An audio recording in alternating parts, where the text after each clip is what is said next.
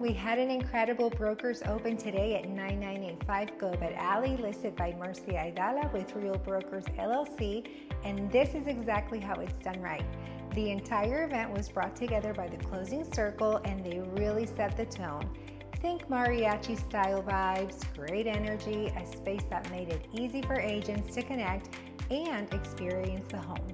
But what made it stand out was the collaboration. We had multiple industry partners there, lenders, credit repair company, photographers, even event vendors who specialize in decor and in balloon installations. There were B12 shots, great conversations, and real opportunities being created. This is what a broker's open should look like: intentional, strategic, and built to maximize exposure.